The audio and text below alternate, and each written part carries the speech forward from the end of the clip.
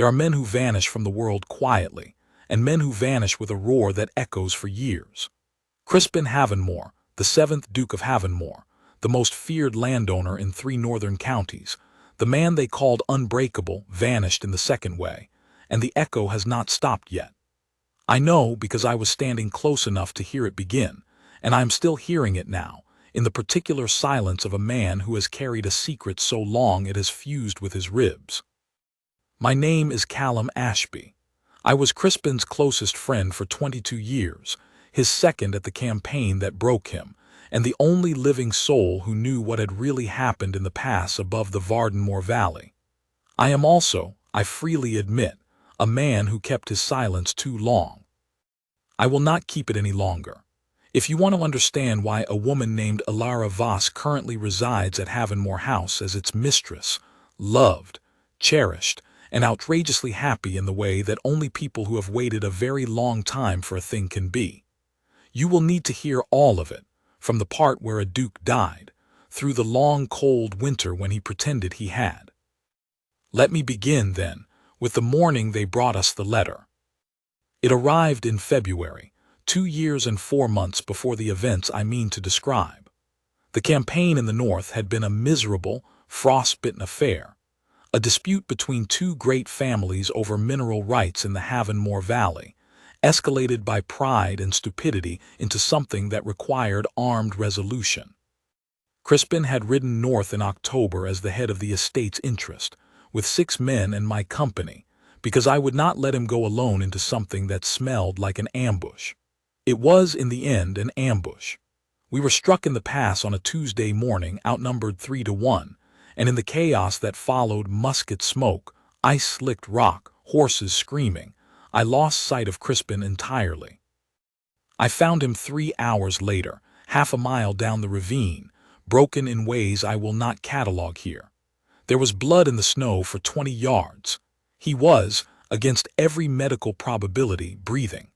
The men who had done it believed otherwise and had not stayed to confirm their work, which was their most consequential error. We got him to shelter, a mountain farmer's cottage, a woman who knew how to pack a wound, and we kept him alive by a ferocity of will that I still cannot account for. He was unconscious for 11 days. On the 12th, he opened his eyes, looked at me with the gray gaze I had known since we were boys, and said, with a precision that suggested his mind was intact even if his body was in ruins, "Do not tell them I survived." I stared at him. "Callum," his voice was gravel on glass. "The men who did this will finish the job if they know I am alive.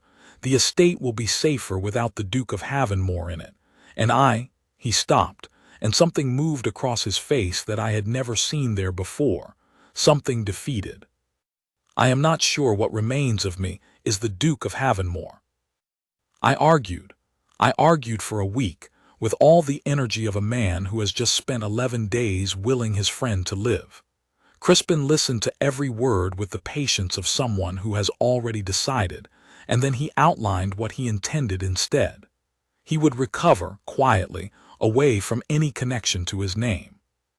When he was well enough to move, he would return to the estate in a different capacity, a steward, engaged by letter under a false name, to manage the property until such time as the legal question of the dukedom could be resolved. No one at Halvenmoor would recognize him. He had been gone for years before the campaign, occupied with parliamentary business in London, and the estate staff had largely turned over. The family solicitors would be managed. The estate would run, and the men who had ambushed him would, in time, make an error of their own that would bring them to legal reckoning without a living duke to serve as bait. It was, I told him, the most elaborate and self-punishing scheme I had ever heard. He looked at me with those gray eyes, gone darker than I remembered. "Will you help me or not?" I helped him. The letter that arrived at Halvenmoor House the following February was brief. It reported that the Duke, engaged in the resolution of a boundary dispute, had been killed in an altercation in the northern pass. His remains had not been recovered. The terrain made it impossible. His estate would be managed by a steward pending the resolution of the succession question, which, given that the title carried no clear heir beyond a distant cousin who did not want it, was expected to take some years to untangle. The household should continue as normal. I know how the letter was received, because of what I found when I visited the estate 3 weeks after it was sent. I had not known before that visit about Ilara Voss. She had been taken on as a ward by the previous Duke's mother, Crispin's grandmother, Lady Halvenmoor, a formidable woman who collected deserving young people the way other women collected Wedgwood, when Ilara was 12 years old. Her father had been a scholar of some distinction and no financial sense. He had died leaving debts and a daughter and a house full of books, and Lady Halvenmoor, who had been his patron and believed the daughter showed promise, had stepped in. Ilara had been educated at Halvenmoor, had assisted Lady Halvenmoor in her correspondence and her charitable work, and had been thoroughly woven into the fabric of the house by the time the old lady died, 2 years before the campaign. With Lady Halvenmoor gone, and Crispin rarely in residence, Ilara had quietly made herself indispensable as the house's archivist and librarian, cataloging the enormous, disordered collection the family had accumulated across 3 centuries, organizing the estate's historical records, and managing, with a thoroughness that astonished the solicitors, the documentation of everything in the house's care.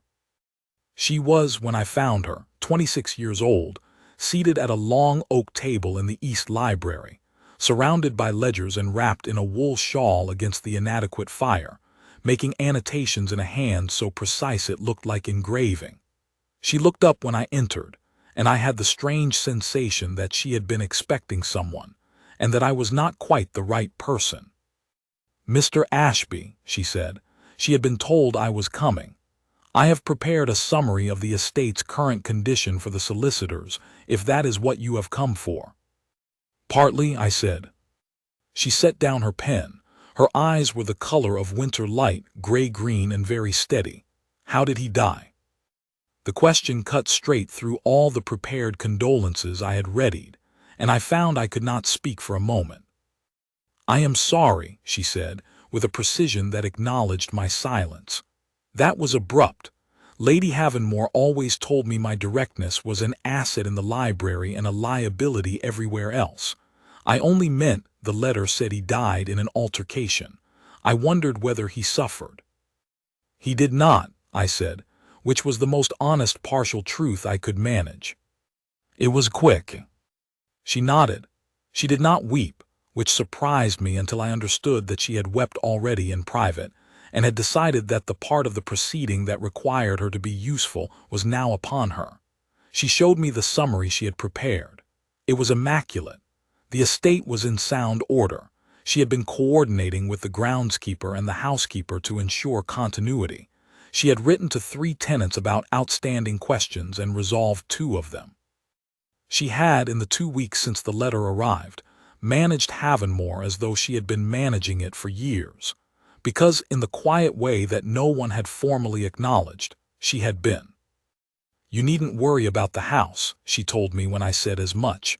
"I know every room, every record, the history of every bequest and boundary and debt. If the steward the solicitors send has any questions, I will be here."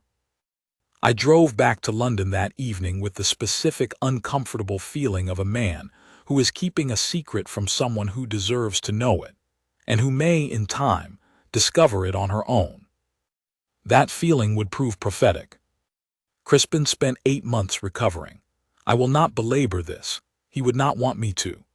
What I can say is that by the time he was able to ride, he was not the same man who had ridden north the previous October, and not only because of the long scar that ran from his left cheekbone to his jaw, or the slight stiffness in his right hand where the bones had been reset imperfectly. Something had changed in the architecture of him. The easy authority, the quick, dry humor, they were still present if you knew where to look, but they had receded behind something harder. A man who has spent 8 months rebuilding himself from the wreckage tends to construct something more armored than the original. I knew him well enough to see through the armor. I was not certain anyone else would. He arrived at Halvenmoor in October, 18 months after the ambush, under the name Mr. Croft. He had come by letter first. The solicitors had engaged him on my recommendation. On paper I had arranged with some care, and the household had been informed that a new steward would be taking over management of the estate. He drove up in a plain carriage on a gray Tuesday morning, spoke briefly to the housekeeper, inspected the outbuildings, walked the length of the upper gallery, and went back past the portraits of his father and his grandfather without so much as slowing, and established himself in the steward's rooms in the east wing with the efficiency of a man who is not allowing himself to feel anything about the house he is walking through. I had accompanied him for the first week, on the pretext of being a legal representative from the solicitor's office, and I watched him learn how to be in that house without being of it. It required a discipline I found exhausting to observe. He knew where every door stuck, which windows let in the cold, which chimney drew badly in a west wind. He had ridden these grounds as a boy, had hunted this land as a young man, had sat in the library his grandmother loved every winter of his childhood, and he walked through all of it as though he had read about it in a book, close and attentive, and entirely without ownership. At night, when the household was settled, I heard him in the corridor outside the steward's rooms. Not pacing, he has never been a pacer. Simply standing, I think, in the dark of a house that knew his breathing and his footfall in a way no house could know a steward's. He did not speak of it. We spoke of practical things, the legal timetable, the boundary dispute, the questions the solicitors had raised. And in the evenings we played cards in the steward's sitting room, as we had played cards in a dozen rooms over 22 years, and it was almost ordinary, except that the room was wrong and we both knew it. I know what those first days cost him because he wrote to me once in a hand that was careful and controlled and betrayed nothing except in the final sentence, which said only, "The library is unchanged." I had not expected that. He meant Ilara. Not in a sentimental sense, not yet. He meant that the library he had known since childhood, the room his grandmother had loved best, was precisely as he remembered it, and the woman cataloging it had clearly been at the work long enough that the room had taken on her particular quality of orderliness and warmth. She had placed small oil lamps at intervals along the shelves so that the spines were always readable. She had repaired 3 atlas bindings that had been failing for years. The card catalog she had constructed for the historical records was, as he admitted to me weeks later with the tone of a man who has checked something and found it sound, the finest system of its kind I have seen anywhere. He observed all of this from a careful distance, because he was Mr. Croft the steward, and she was Miss Voss the archivist, and there was every practical reason for them to have almost no interaction. This plan lasted approximately 3 weeks. The first collision was over the matter of the Halvenmoor letters, a collection of correspondence between the 5th Duke and a notorious political figure, which the Historical Society in the county seat had been attempting to acquire for 15 years, and which Ilara had declined to part with on the grounds that they were central to a larger archive project. Mr. Croft, Crispin, had received a letter from the Historical Society renewing their request, and had come to the library to inform Miss Voss that he intended to comply. Ilara looked up from her work. "You intend to disperse the Halvenmoor correspondence. The Historical Society has a legitimate claim and a proper. The Halvenmoor letters are the keystone of the 5th Duke's political archive, which has never been fully catalogued and which contains, as I have reason to believe, documentation of the boundary settlement that is still in active legal dispute." She set down her pen with the particular quietness of someone keeping their voice very even. "If you remove those letters, you remove the evidence that may resolve that dispute in this estate's favor. I respectfully suggest, Mr. Croft, that you decline the Historical Society's request until the archive is complete." There was a silence. "You have read the boundary documentation," he said. "I have catalogued it. There is a difference. Cataloging requires reading." Another silence, of a different quality. I was not there, but Crispin described it to me later with the careful neutrality of a man who is being honest with himself about the effect something had on him. He said she had looked at him with the gray-green eyes that did not apologize, and the pen still held loosely in her fingers, and he had felt, for the first time in 18 months, something other than the cold, steady pressure of a man reminding himself to hold his shape. "I will decline the Historical Society," he said, pending the completion of the archive.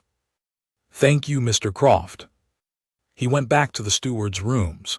He wrote to me that evening, "The archivist is formidable." I had not expected that either. After that, they spoke with some frequency. It was, to begin with, entirely practical.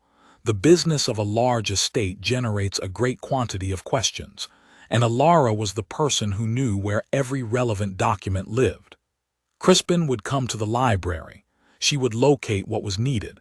They would discuss the matter at hand with a brisk efficiency that neither of them examined too carefully. Occasionally the discussion would stray. She might mention a detail from the estate's history that bore on the current question, something she had found in the records. He might say something about the conditions in the northern counties that revealed a wider knowledge of the political landscape than a steward would typically possess. Each of them noticed these things about the other and did not remark on them. He kept his distance. He was Mr. Croft, and he intended to remain Mr. Croft, and the alternative was something he could not let himself look at directly. But the house knew him, even if he would not admit it, the particular creak on the third stair, the draft from the east passage, the way the morning light moved across the gallery floor in December. He had lived here as a boy. He had stood at that library window watching the first snow of the season settle over the grounds. Every stone of Halvenmoor knew his name, and he walked through it all with the rigid composure of a man who will not flinch, and came back to his rooms in the evenings and sat in the quiet and felt, he told me, like a ghost.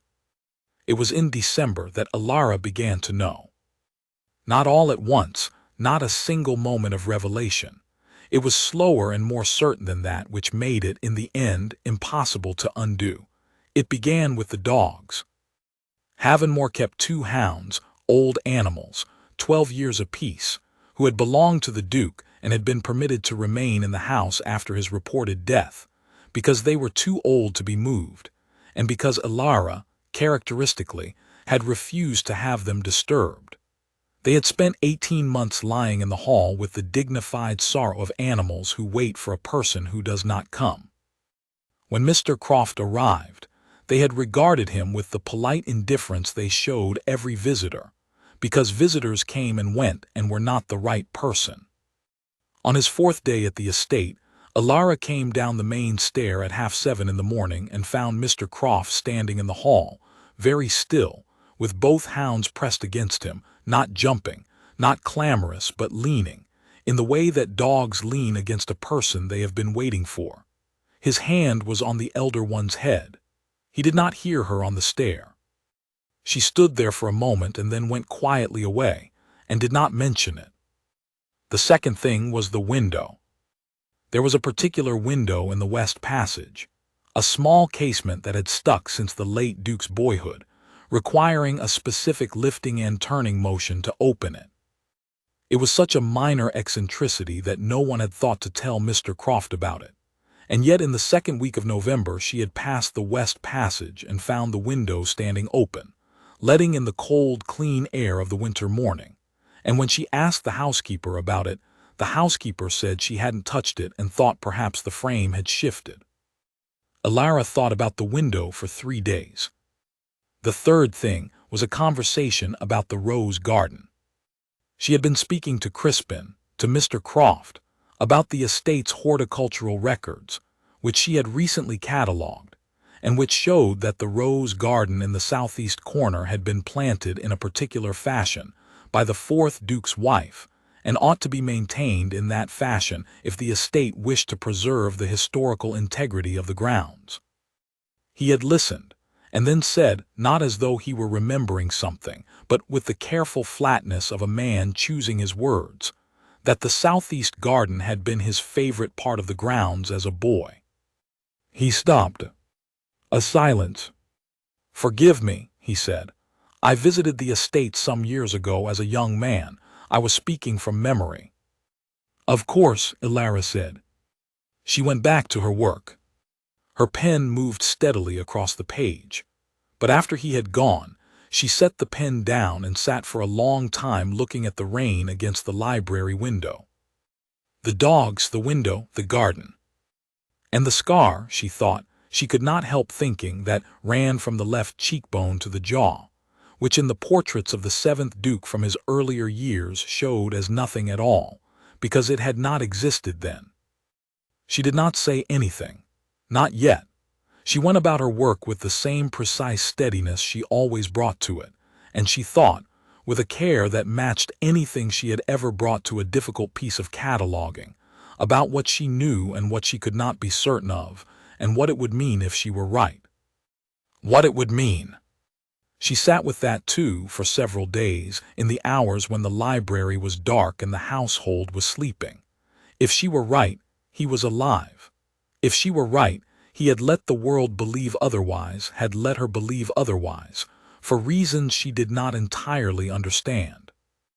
If she were right, the grief she had carried quietly for 18 months, the loyalty she had kept to a house she loved partly because she had loved its duke in the private way a woman loves someone she has no claim to, had been not wasted, exactly, but misdirected, held out to an absence when the presence had been there all along. She decided that she felt primarily relieved, and after the relief something else, something with more edges, not anger precisely. Something more like the feeling of a document that has been filed in the wrong place for a long time, which must now be found and correctly ordered before anything else can proceed. It was the 3rd week of December when she knocked on the door of the steward's office. He looked up from his work. The office was cold and spare. He had not made it comfortable, she noticed, in the way that a man who does not intend to stay tends not to. There were no personal effects of any kind. Only ledgers, maps, and the neat, disciplined organization of a man who is managing something with his full attention, because full attention leaves no room for anything else. "Miss Voss," he said, with the measured courtesy he always used. "What can I do for you?" "I have a question about the estate records," she said, and came in, and sat in the chair across from his desk, and placed her hands in her lap in the way she always did when she was being very precise. "I was reviewing the documentation for the boundary dispute, the Halvenmoor question, and I found a reference in the 5th Duke's correspondence to a subsidiary deed of covenant. It seems to be missing from the main archive." "Missing?" he said. His pen had gone still. "Missing from the main archive," she said, "but I believe I know where it is. The 5th Duke had a habit of keeping certain significant documents in the 3rd drawer of the desk in this office, the one with the brass fitting on the left side. The habit was noted by his steward in a journal I catalogued last spring." She looked at him steadily. "I wonder if you might check." A long silence. He did not look at the desk, he looked at her. "The 3rd drawer," she said, "with the brass fitting. The thing about Crispin Halvenmoor, the thing I have always known about him, and that she understood better than I expected, is that he is not a man who lies to a direct question. He can misdirect. He can be silent. He can maintain a position with the immovable patience of a man who has decided something and will not be moved from it. But when a person he respects looks at him with the gray-green eyes of someone who already knows the answer and is asking him to confirm it, he will not deny them." He reached into the 3rd drawer of the desk. He found the deed of covenant, which was where the 5th Duke's steward's journal had indicated it would be, because Crispin had put it there himself at the age of 19, when he had found it loose in a pile of his great-grandfather's papers, and had recognized its significance, and had placed it where he thought it would eventually be found. He set it on the desk between them. She did not pick it up. "You knew it was there," she said. "Yes, because you put it there." The pause before he answered was the last moment of the pretense, and I think they both felt it close, like a door that has been standing ajar in a cold house finally swung shut. The office was very still. Outside the single window, the December grounds were locked in frost. A rook moved somewhere across the white lawn and called once, and then there was silence again. "Yes," he said. The word fell into the room like a stone into still water. She let the silence run for a moment. Not to punish him, she is not a woman who punishes, but because some things need a moment to settle before they can be spoken around. She looked at the deed in his hands, and then at his hands, the right one, she had noticed over the months, that held a pen with the careful deliberateness of a hand that had once been broken and had been reset and retrained. She had noticed that in October and had not said anything. "You are alive," she said. It was not a question. It was a woman correctly filing a document. "I am alive." "You were hurt." "Yes." "And you chose not to come back." Something moved across his face, the thing I had seen cross it in the mountain cottage, when he had looked at me and said, "I am not certain what remains of me is the Duke of Halvenmoor." It was there and gone very quickly, because he had spent a great deal of time learning to keep it behind the armor, but she saw it. I know she saw it, because she told me later that it was the moment she understood that whatever had kept him away had not been indifference. It had been, she said, a kind of shame, not the guilt-ridden kind, but the quieter, lonelier kind, belonging to a man who has been broken and rebuilt, and is not certain the rebuilt thing is enough. "I could not be certain," he said, with a care that cost him something, "that what came back would be worth coming back as." She was quiet for a moment.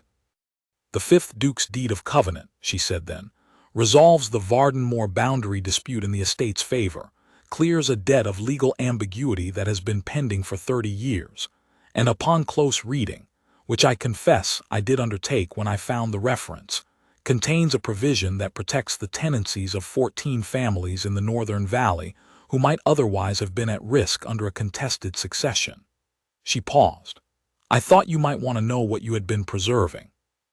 He looked at her across the desk, the cold office, the bare walls. The man who had spent 18 months maintaining a thing he would not let himself claim.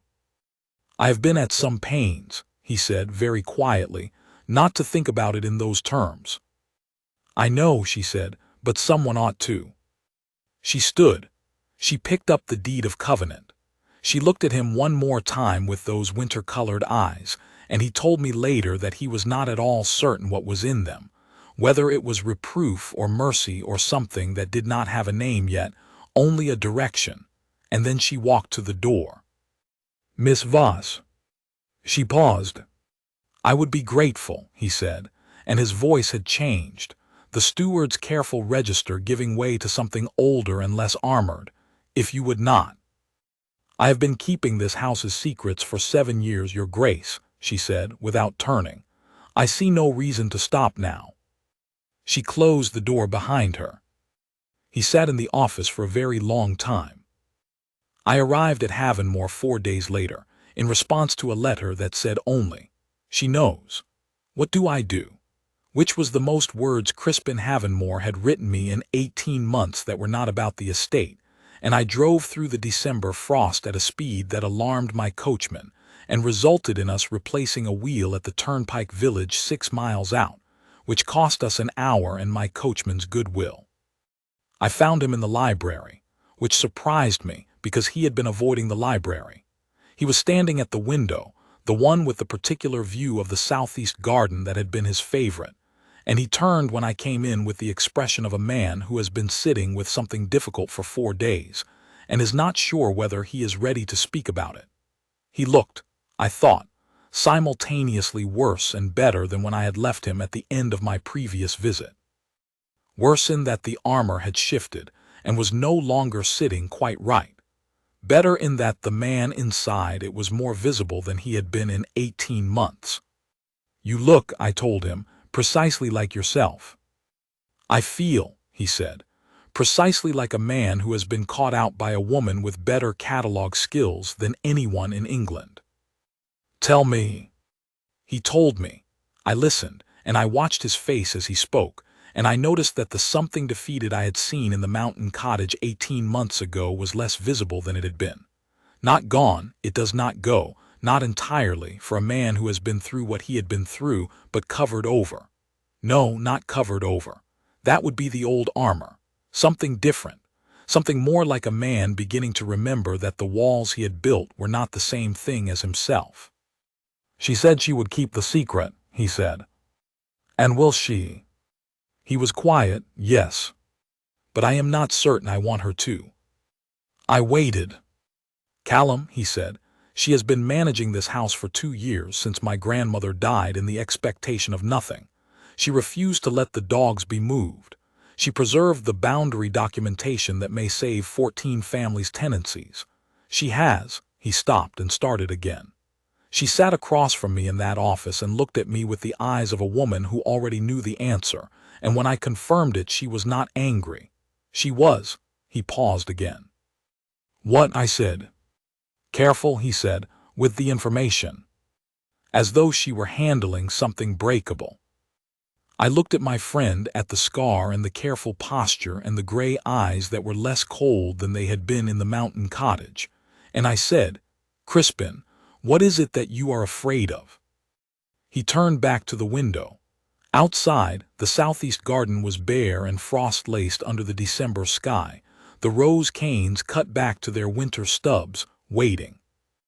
"I am afraid," he said slowly, "that I have been Mr. Croft for so long I cannot remember how to be anything else. And I am afraid that the Duke of Halvenmoor, the man she preserved this house for, the man those dogs were waiting for, is someone I am not certain I have recovered." "And what," I said, "does she seem to think?" He did not answer, but his jaw shifted, in the way it does when he is processing something he has not finished yet. I stayed 4 days. During that time I watched, with the particular attention of a man who knows both parties well, what happened between them. What happened was this: nothing and everything. Nothing, in that they continued to interact as steward and archivist, with the same correct formality they had maintained since his arrival. He came to the library when there were estate questions. She answered them. They discussed the deed of covenant and what steps would be required to enter it into the legal record. They spoke about the boundary dispute and the tenants in the northern valley and the documentation that would need to be prepared. Everything in that none of it was quite the same as it had been before the day she had sat across the desk and asked him about the third drawer. The formality was the same. The quality of the attention was different. He was not performing Mr. Croft anymore. He was not quite being the Duke of Halvenmoor yet. He was being, as nearly as I could tell, Crispin, the actual man, careful and precise and dry, and beneath all of it, possessed of a warmth that the armor had suppressed but not extinguished. And she was meeting him there, in whatever that middle space was, with the same careful precision she brought to everything, handling him, as he had said, as though he were something that required care. On the third evening, I came into the library near supper time and found them at the long oak table, not working precisely, but seated at it together, with the estate's map spread between them, discussing the Halvenmoor boundary in the particular way of 2 people who have been talking about something for a while and have arrived, without quite intending to, at a point of great ease. She was pointing at something on the map. He was leaning forward slightly to see it. They were both, as nearly as I could tell, entirely unaware of being watched. I left without making my presence known, and I felt, walking back down the corridor, the specific warmth of a man who has been worrying about his friend for a very long time and has been relieved of the worst of it. The question of what Crispin would do, whether he would continue the pretense, step into the open, navigate the considerable legal and social complexity of a duke reported dead returning to his title, had not been resolved. I departed at the end of my 4 days having discussed the practical dimensions of it thoroughly and the personal dimensions of it not at all, which was how Crispin preferred to handle things. He said he needed more time. I said I would give him until the new year. He said I was a managing sort of friend. I said this was because he was a stubborn sort of man. We parted on those terms which were our usual ones. What I did not anticipate was the Marrow ball.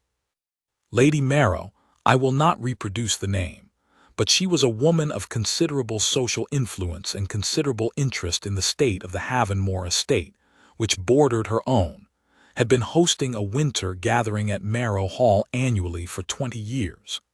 It was a significant event in the county's social calendar, and Halvenmoor had been represented at it for as long as Lady Marrow could remember. In the first year of the Duke's reported death, Alara had attended as the estate's representative and been received with the particular condescending warmth extended to a woman who is considered resident by courtesy rather than by right.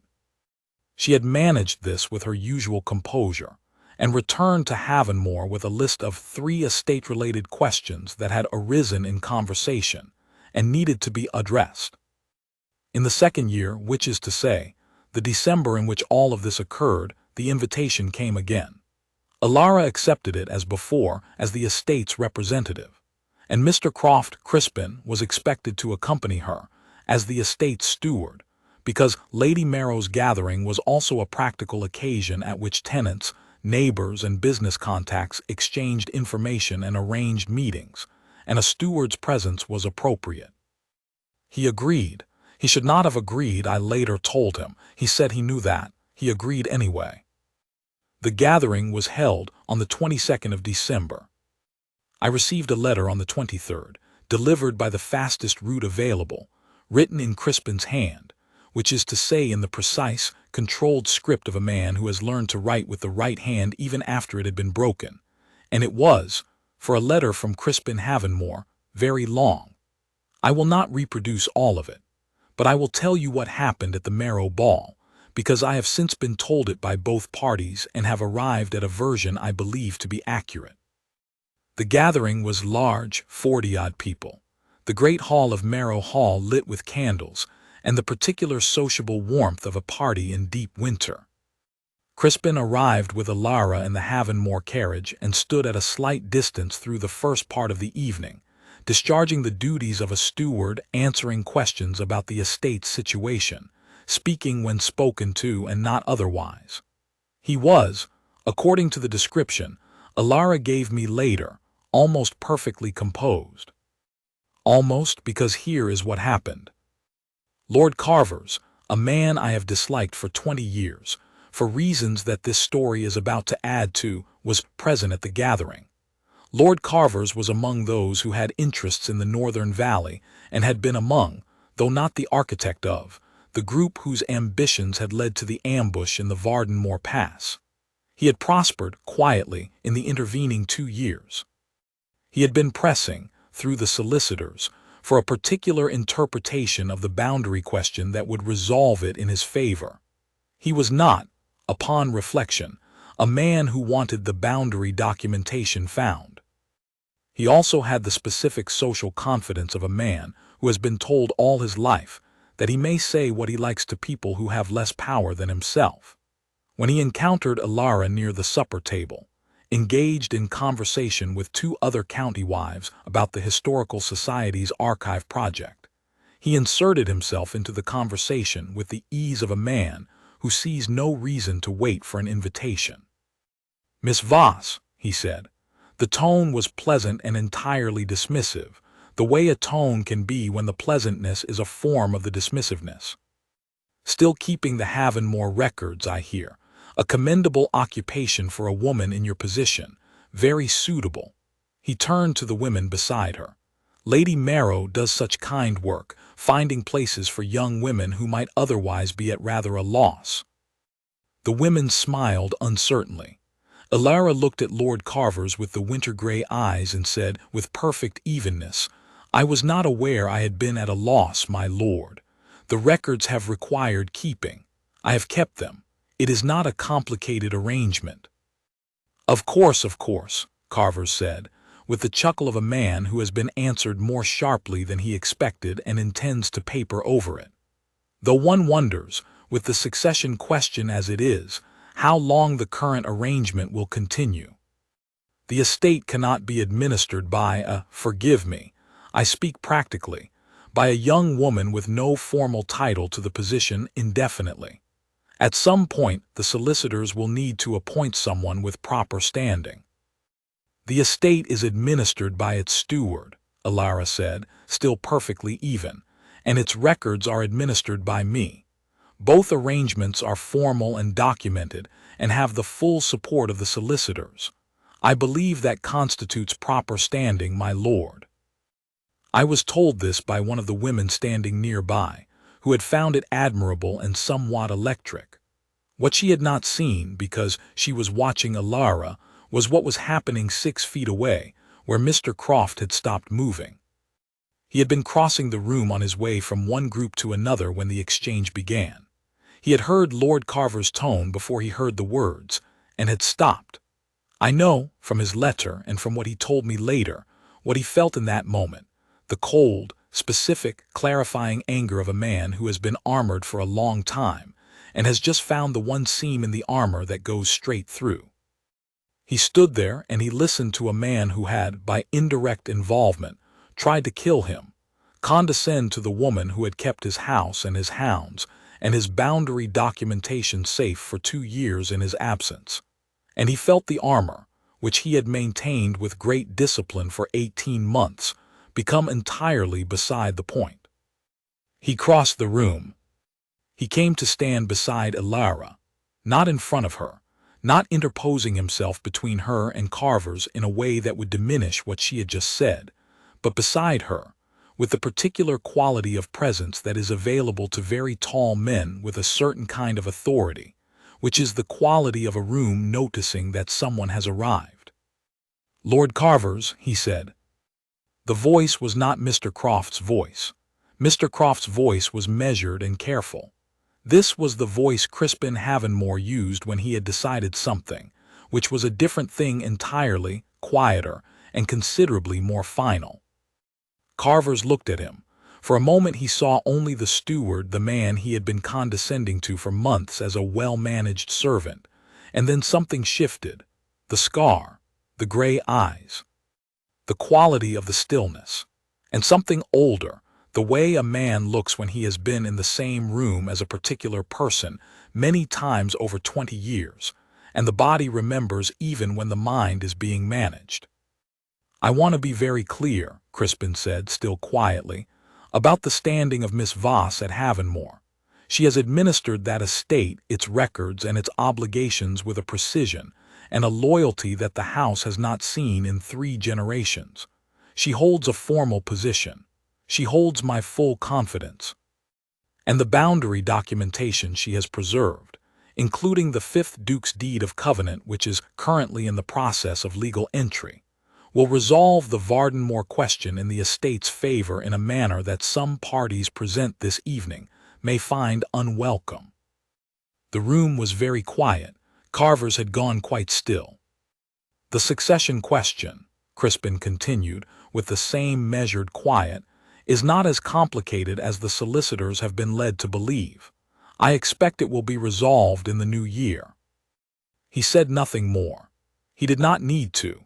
He inclined his head to Carver's in the brief, irrevocable dismissal of a man who has just ended a conversation forever, and then he turned to Alara.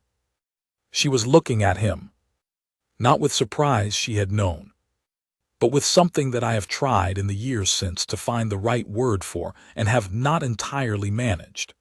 Relief was part of it, and something that had been held very still for a long time, not daring to move, and was now, carefully and with great care for its own fragility, beginning to.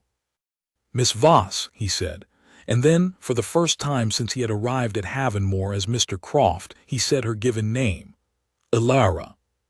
She said very quietly, "Crispin." The name, said aloud in a room full of people in her voice, was the last piece. Something settled, not dramatically, not with any outward show, but in the way that a thing that has been filed incorrectly for a long time is at last put in its right place, and the whole system becomes, quietly, more true. The room around them had the specific quality of 40 people who are all trying very hard not to appear to be listening as closely as they are.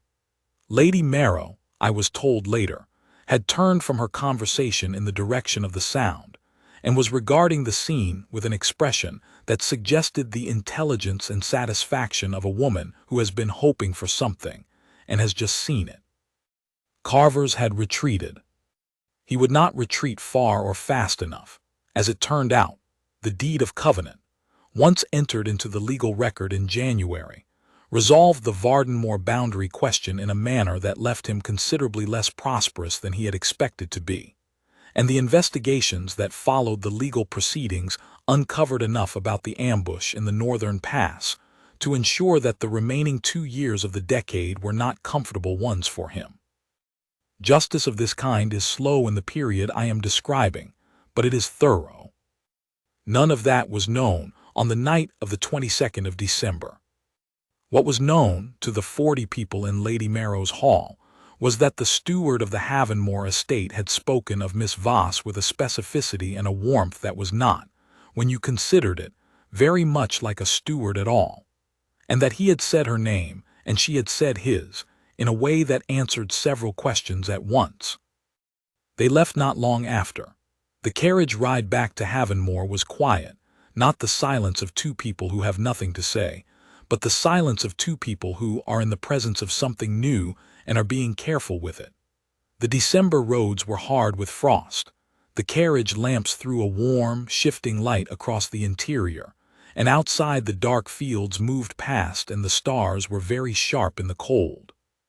He spoke first, when the lights of Halvenmoor came into view through the carriage window. "I owe you an explanation," he said. "You owe me several," she said, "but not tonight." A pause. "Tonight you might simply tell me whether you intend to go on being Mr. Croft." "No," he said. "I find I am very tired of being Mr. Croft." "Good," she said. He was perfectly competent, but the dogs never quite believed in him. He looked at her. She was watching the lights of the house, her profile lit by the pale winter dark outside the carriage window, and this is how he described it to me, in the letter that arrived the following morning, smiling. Not broadly, not triumphantly, but in the way that someone smiles when a thing they have been patient about for a very long time has at last resolved itself. "Ilara," he said. "Yes," she said. When the letter was sent, when you believed," he stopped and began again with the care of a man who is not accustomed to speaking about things that cost him something but is attempting to do so. "I did not know at the time that you were here, that you had stayed. I am told, Callum has told me, what you have managed in the time I was gone. I want you to know that I am," he stopped again. "Grateful," she offered. "That," he said, and the carriage turned in at the Halvenmoor gate. "And I think there may be a word for what I am that is larger than grateful, and that I have not previously had occasion to use, and that I would like, if you will permit me, to take some time to be certain of before I speak it." She turned from the window to look at him. The carriage lamp caught her face and his, the familiar and the scar and the gray eyes on both sides, and she said, with the same precision she brought to cataloging, to boundary disputes, to deeds of covenant, "Take all the time you need. I am not going anywhere." The carriage stopped before the house. He handed her down, and they stood for a moment in the cold dark of the December night, the house behind them lit and warm, their breath making small clouds in the still air. The housekeeper had left a lamp in the entrance. Through the hall window the elder hound was visible, lying in its customary position, and it had its head up, watching the door. "The house is glad you are home," she said. He looked at the lamp, and the hound and the frost-covered stones of the drive, and then at her. "Yes," he said, "I believe it is." They went in. The hound rose from its place by the hall fire with an old animal's careful dignity and came to him, and he put his hand on its head and stood there for a moment in the warm entrance of his own house, which was the same house and also entirely different. He did not take as long as he might have. The legal process of re-establishing the Duke of Halvenmoor, a man reported dead, with imperfect documentation of the false report, and a complicated succession question already in progress, was not simple. I managed most of it, with the assistance of the solicitors and 2 sympathetic barristers, and it occupied a great deal of January. There was the deed of covenant to file, the Halvenmoor settlement to progress, and the not inconsiderable matter of explaining to the legal system how a duke had been alive for 2 years without informing it.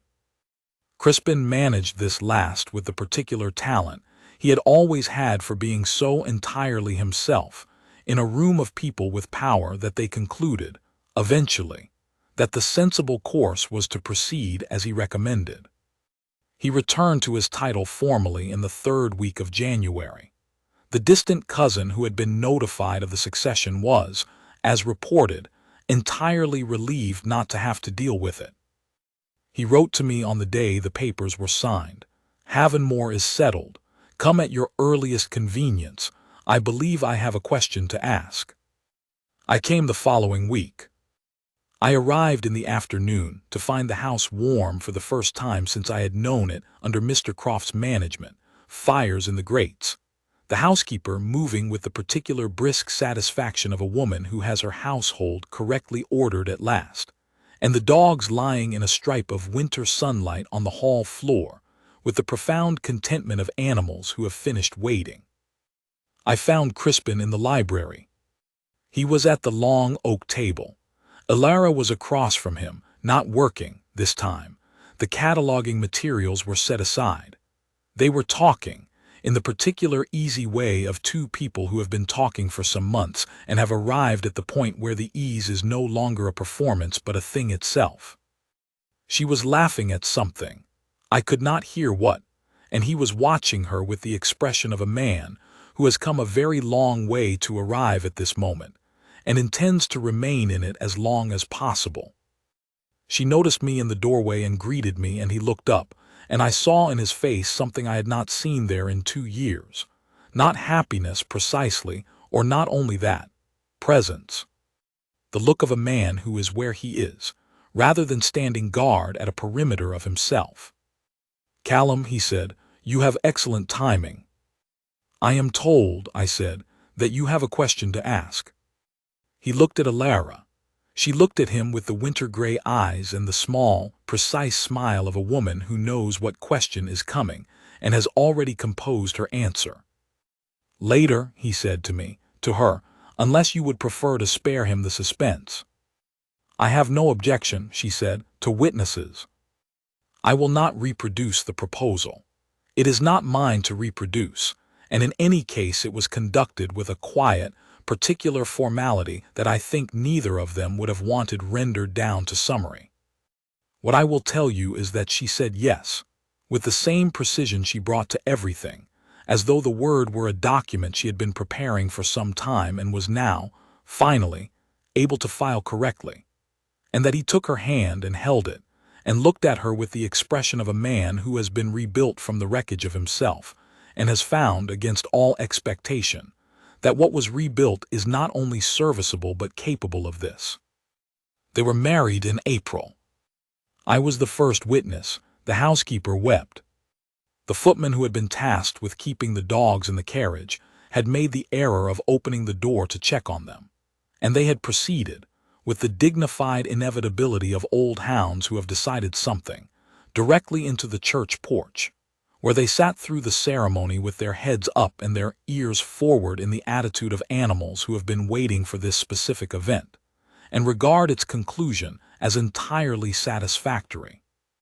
The county attended in considerable numbers, partly out of genuine warmth for Miss Voss, who had managed the estate through 2 years of uncertainty with a thoroughness they had all benefited from, and partly out of the irresistible pull of a good story. The Duke declared dead, the archivist who kept the faith, the return. Lady Marrow was in the front pew, and wore an expression of complete satisfaction. Lord Carvers was not present. He was, at the time, occupied with other matters. I gave a toast at the wedding breakfast that I will not reproduce either, because it was excessively long and I am not certain all of it was appropriate. I will reproduce only the last lines, which I have been told were the best of it. "There are men who vanish from the world, and there are women who hold the world steady while they are gone.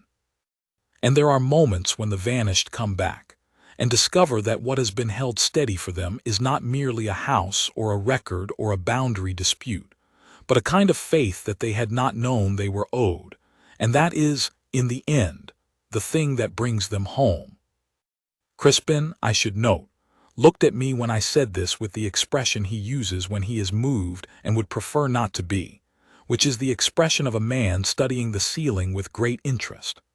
Alara, beside him, looked at me with the winter-gray eyes and the full, unheld smile that I had come to recognize as the one she reserved for things that had resolved themselves correctly. I think of that morning sometimes, when I need to remember that the right outcome is possible even from the worst beginning, that a man broken in a mountain pass on a Tuesday in October can, if someone refuses to stop holding the faith, find his way back. They have been at Halvenmoor 6 years now. The records are magnificent. The rose garden has been restored to the 4th Duchess's original design. The Halvenmoor families are secure in their tenancies. The dogs live to be 15, which I am told is a great age for hounds, and were buried in the southeast garden under the roses. Crispin is, by all accounts, no longer feared. He is respected, which is a finer thing, and which he is, I believe, more comfortable with. The scar is simply the scar. People who know him have ceased to see it, and people who don't tend to find that his manner makes them think of other things. He is, in the way that matters, fully recovered. Not the same as he was. A man who has been through what he has been through is never the same but himself, entirely and without apology. Alara is, by all accounts, brilliant. The County Historical Society eventually received a portion of the archive, not the Halvenmoor letters, which remain at Halvenmoor, correctly filed, and their president wrote a letter saying it was the finest catalogued collection he had ever encountered and asking who was responsible. The Duke wrote back that his wife had done it, and enclosed a copy of the boundary deed, which is now framed in the entrance hall of the Historical Society and attributed correctly to the Duchess of Halvenmoor. She showed me the letter of thanks on my last visit, with the precision of a woman filing a document in its correct place at last. You see, she said, it was simply a matter of knowing where everything belonged.